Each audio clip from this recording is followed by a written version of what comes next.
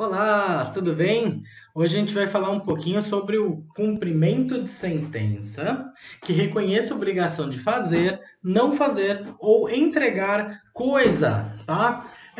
Também faz parte da série de cumprimentos de sentença que a gente tem, lembrando que o cumprimento de sentença ele tem por fundamento desencadear aquela sanção executiva, né? Fazer com que o Estado mesmo faça cumprir a sua decisão, faça valer a sua decisão, quanto o juiz já decidiu. Tá? Isso vem aquele poder coercitivo do Estado, aquela força do Estado de fazer cumprir o que ele determinou.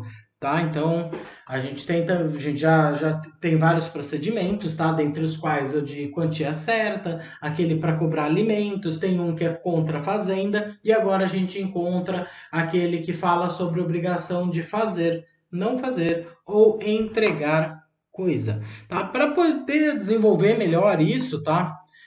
Dentro assim, de um aspecto geral, você tem que relembrar alguns conceitos fundamentais, tá? Que são esses conceitos relativos às obrigações, ao direito das obrigações lá do direito civil, tá? Então você vai ter que ir lá no direito civil buscar alguns conceitos basilares e fundamentais para o entendimento desse conteúdo, tá? Então vamos lá, vamos lembrar de algumas coisas por alto aqui. O que é uma obrigação de fazer? Uma obrigação de fazer é aquela obrigação positiva, tá? Então eu tenho que fazer algo.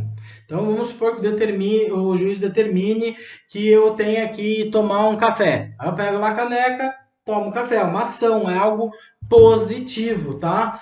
Essa obrigação de fazer, ela sempre vai exigir do devedor uma prestação. Ou seja, o devedor tem que fazer algo, ele tem que acrescentar algo no mundo, tá? Já a obrigação de não fazer, por outro lado, tá? Ela se reveste do viés oposto. Ou seja, a obrigação de não fazer é uma abstenção. Significa que o devedor deve efetivamente se abster de algo ou não fazer algo, ficar inerte, ela tem um caráter negativo, tá? Então, enquanto a obrigação de fazer é positiva, a obrigação de não fazer é negativa, tá?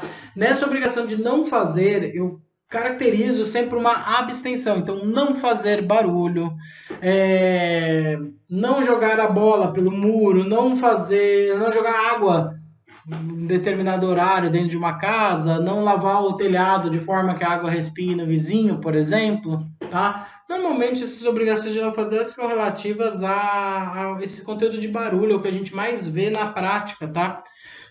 Ou lixo também, tá? Não produzir lixo. É uma coisa que é muito comum em condomínio edilício, aquele condomínio de prédios, tá? Edilício é um termo maravilhoso, tá? Então, o condomínio edilício, aquele de prédio, é muito comum a gente ter problema de um vizinho que joga lixo no andar de baixo, principalmente quando tem sacada, tá? Então, esse jogar lixo pode ser objeto de uma obrigação de não fazer. Então, o juiz ela condena aquele determinado vizinho porcalhão, porquinho, a não jogar lixo, ou seja, se abster de jogar lixo, certo? E por fim, tá dentro do que a gente vai tratar hoje, só para a gente relembrar o conceito, essa obrigação de entregar coisa, tá? Essa obrigação de entregar coisa é bem autoexplicativo, significa que o juiz vai determinar, ou vai ser estabelecida uma obrigação de que o devedor pegue algo, um bem móvel ou imóvel, identifique esse bem naturalmente, esse bem tem que estar identificado e tem que ser certo, pegue ele e entregue ao credor, tá? Então vamos imaginar, por exemplo, que o juiz fixa uma obrigação de entregar um veículo, tá? Então essa entrega de veículo tem que ser feita, ou tem que ser feito cumprimento de obrigação de entregar coisa, tá? Entregar um bonequinho, fechou? Aí tem que entregar coisa, não é uma obrigação de fazer, embora seja uma atitude também positiva, tá? Ela é caracterizada pela coisa, pelo bem em si, tá? Não pela prestação, tá? Então essa entrega de coisa ela tem até um rito diferenciado, é um rito até mesmo mais célere, tá? Ele é super rápido, ele super dissola, vamos dizer assim, no devedor. Tudo bem? Bom, então vamos lá. a gente vai verificar aqui primeiro tópico que a gente falar, então, tópico 1, depois das considerações gerais, é a base legal. Onde a gente encontra esses procedimentos? A gente vai pegar o código, vai abrir o código lá rapidinho, vai olhar os artigos 536 a 538 do Código de Processo Civil, tá? Esses artigos, tá? Na verdade, esses dois artigos, 536, 537, 538, três artigos, então eu tô bem de conta pra caramba, sorte que eu fiz direito e não matemática, tá? Os 536 até os 538 tem esses dois procedimentos, obrigação de fazer e não fazer e entrega, tá?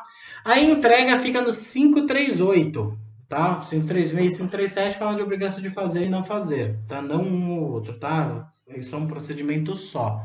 Evidentemente que tudo que for omisso, tá? Ou tudo que esses procedimentos não abordarem, a gente vai ter que recorrer àquela regra geral que fica no 513 até 519 e também as regras do cumprimento por quantia certa do 523 a 527, tá?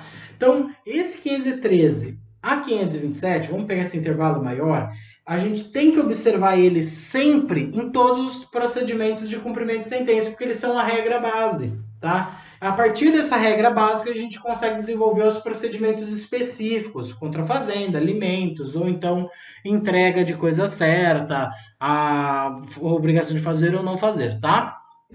Então, 536, 538, com a complementação do 513 a 527, beleza? Então vamos agora tratar exatamente do cerne do que a gente vai falar hoje, tá? O procedimento da obrigação de fazer ou não fazer e depois a gente vai falar do procedimento para entrega de coisa certa, tá? Então vamos lá, primeira coisa, obrigação de fazer ou não fazer. Como que vai funcionar isso, tá? Primeira coisa que a gente tem que fazer é identificar essa obrigação, tá? E verificar o que o juiz determinou na sentença, tá? A partir disso, verificando o inadimplemento, naturalmente, verificando que o devedor não realizou a obrigação de fazer ou não se absteve da obrigação de não fazer, a gente pode entrar com o cumprimento.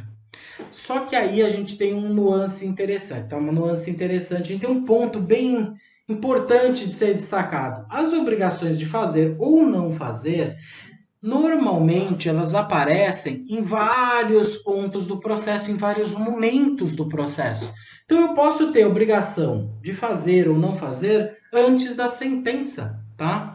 O juiz pode determinar, por exemplo, que um determinado banco exclua o nome do autor do rol de inadimplentes, tá? Do Serasa, do SPC. Pode determinar, por exemplo, que uma determinada companhia de energia elétrica religue a energia de uma residência, tá? Ou se abstenha do corte de fornecimento, tá? Isso é perfeitamente possível em sede liminar, tá? Ainda que seja em sede liminar, é possível a gente fazer o cumprimento dessa obrigação, tá?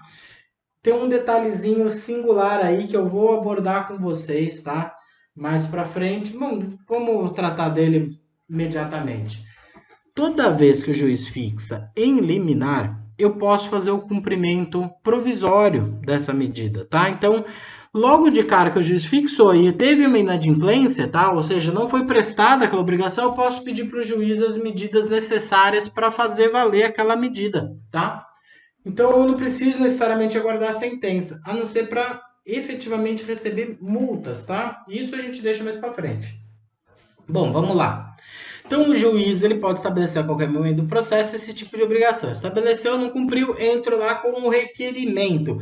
Precisa juntar cálculo nesse requerimento, professor? Lógico que não. Não dá para juntar cálculo porque não tem o valor, tá? Essa obrigação de fazer ou não fazer, ela não é monetizada. Eu não faço cálculo. Eu simplesmente falo, excelência, tinha uma obrigação de entregar uma garrafa de café e ela não foi satisfeita, tá? A partir do momento que essa obrigação não foi satisfeita, eu preciso que ela seja. O juiz concede prazo.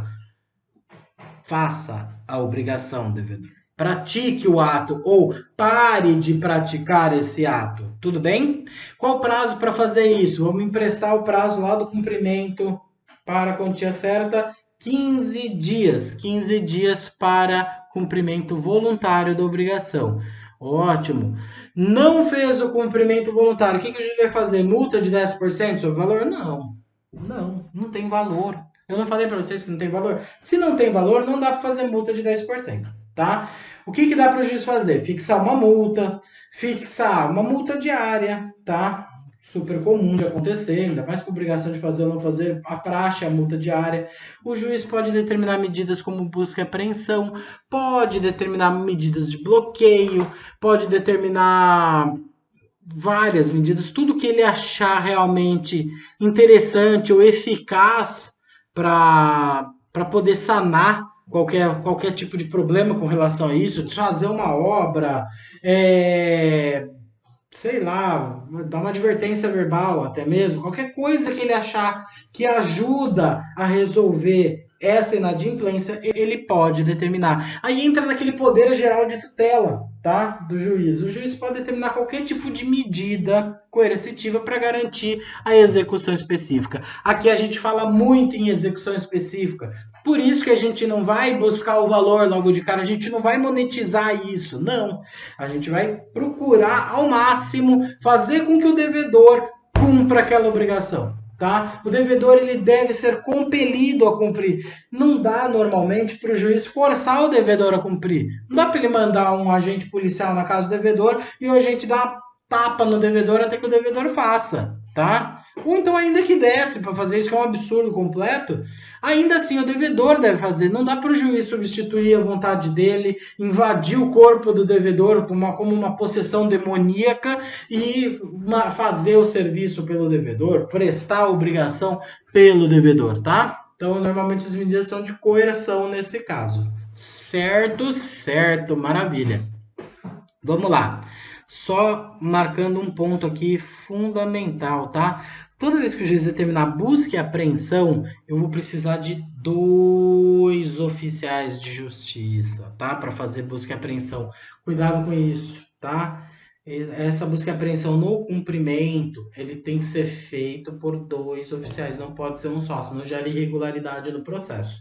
Beleza, beleza. Eu falei para vocês mais cedo de multa, tá? Como funciona essa situação da multa como medida coercitiva?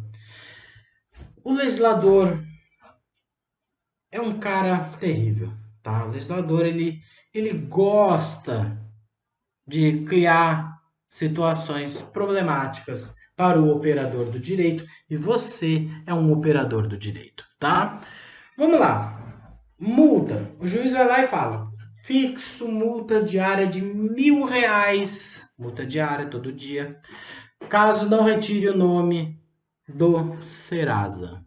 Beleza? Aí, ótimo. A empresa vai e não tira o nome, deixa lá. Deixa 1 dia, deixa 2 dias, deixa 3 dias. Você vai provocar o juízo para falar: ô excelência, tira o nome do cara aí para mim por ofício, vai, porque, 3 dias já. Não, você larga correr lá, 1.000 por dia.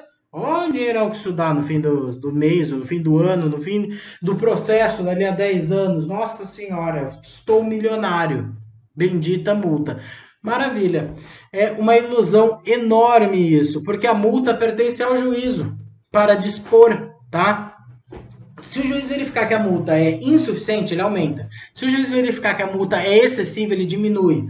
Aquele valor que já se somou de multa, embora ele seja um direito do credor, no caso, tá, do beneficiário dessa multa, ele fica a critério do juízo para dispor. Então, se o juiz entender que aquela multa se tornou excessiva ou ela não faz mais sentido, ele pode simplesmente apagar a multa inteira. Tanto é que eu posso fazer o cumprimento provisório dessa multa, porém eu não posso receber o valor dela. Eu só vou poder receber após o trânsito em julgado da decisão. E às vezes, dá o trânsito em julgado da decisão, a empresa vai lá, cumpre o que foi determinado, fala: pô, excelência, tira essa multa aí, isso aí só vai me ferrar. E o juiz vai lá e tira a multa, beleza? Tem que tomar cuidado com isso, que tem muita jurisprudência nesse sentido, tá? Isso não é pacífico, não é um entendimento que é super tranquilo da gente seguir, mas é um entendimento que tem que ser efetivado. Porque qual que é a ideia aqui da multa, tá, gente? Vamos entender isso para ficar bem claro, tá? A multa ela serve como medida de coerção. Ela serve para fazer com que a parte cumpra a obrigação. Ela não serve para enriquecer a parte contrária. Então, a partir do momento que o juiz vê que a multa, na verdade, ela se tornou inócua, ela foi desnecessária para o cumprimento da obrigação, ele pode sim retirar ela, porque ele não vai enriquecer a parte que já teve o objeto entregue, tá? Ou ele vai minimizar ela, vai tornar ela algo menor só para reparar algum prejuízo, talvez, certo? Então, acumulei 1 milhão de multa diária, estou milionário? Não, não está milionário, tá? O juiz provavelmente vai retirar essa multa, vai reduzir essa multa para um patamar que te indenize no prejuízo que você teve, tá? Lembrando que nem sequer isso seria o ponto-chave aqui da multa, tá? A multa não serve para indenizar ninguém, tá? A multa serve para coerção. Tudo bem? Tudo bem, maravilha. Vamos lá para o outro procedimento que a gente tem aqui. Super curtinho, obrigação, tá? Então, procedimento número 2. Procedimento para obrigação de entregar coisa. Como que a gente faz esse procedimento? Esse procedimento é o mais interessante. O juiz dá a sentença. E na sentença ele já determina entregue em 10 dias, entregue em 15 dias, entregue em 60 dias, em quantos dias o juiz quiser, tá? O juiz fixa o prazo na sentença. Passado esse prazo da sentença, eu entro com requerimento para o cumprimento e o juiz simplesmente se subroga na vontade do devedor, pega a coisa e entrega para o credor. Só isso. É simples de tudo. Esse é um dos únicos procedimentos que prioriza, na verdade é o procedimento que prioriza a subrogação. Por isso que eu falei lá no comecinho da aula que ele vem de sola. Por quê? Porque o juiz, no cumprimento para entrega de coisa, o que ele faz? Ele simplesmente invade a vontade do devedor, retira a vontade do devedor, pega a coisa e entrega. Por quê? Porque o prazo para cumprimento voluntário já foi. Já foi porque ele assinalou na sentença. Então eu não preciso iniciar o cumprimento para correr aquele prazo de pagamento voluntário, tá? Ele é imediato, ele já começa a correr assim que a sentença é proferida, tá? Porque ela já dá um prazo certinho, tudo bem? Ah, mas o juiz não deu prazo. Aí ferrou, aí você tem que entrar com o requerimento para que o juiz fixe o prazo, tá? O ideal é que você não deixe isso passar antes do trânsito em julgado, a sentença ela tem que estar com esse prazo já pronto, tá? Então, embarga de declaração. Se você não embargou, faz o requerimento de cumprimento de sentença e pede para que o juiz assinale o prazo para que a pessoa entregue a coisa. Aí o juiz vai dar 15, 20, 30 dias, tá? Aí o juiz vai fixar o prazo, normalmente 15, tá bom? Vamos lá. Esse procedimento não tem impugnação, então, professor? Tem impugnação sim, tá? Só que essa impugnação ela é idêntica à impugnação normal, tá? A impugnação lá da quantia certa. Igualzinha, não muda nada. Ah, mas tem causas próprias da entrega de coisas. E se eu fiz uma benfeitoria no imóvel? E se eu fiz uma benfeitoria no móvel? Eu não tenho direito de retenção? Tenho. Tem direito de retenção, mas isso tem que ser alegado na fase de conhecimento. Não é agora na fase de cumprimento, de execução, que você vai alegar esse tipo de matéria. Isso é matéria de contestação, não matéria de impugnação. Tudo bem? Lembrando que a impugnação ela tem um rol restrito, um rol taxativo do 525. Olhem esse rol do 525, porque ele é muito limitado, tá? Ele não abre uma possibilidade ampla. Então, direito de retenção, direito de indenização por benfeitorias, tudo isso tem que constar na sentença porque você arguiu na contestação. Se você não arguiu na contestação, já era, meu amigo, perdeu, tá? Então, procedimento é esse aí, tá? Eles são procedimentos curtos, simples de entender, tá? E são até pela formação do código, tá? O último tipo de procedimento com relação ao cumprimento de sentença, tá? Então, o cumprimento de sentença ele se encerra com esses dois procedimentos, mas evidentemente que eles são procedimentos todos independentes, tá? Então, até a próxima. Um abraço para todos.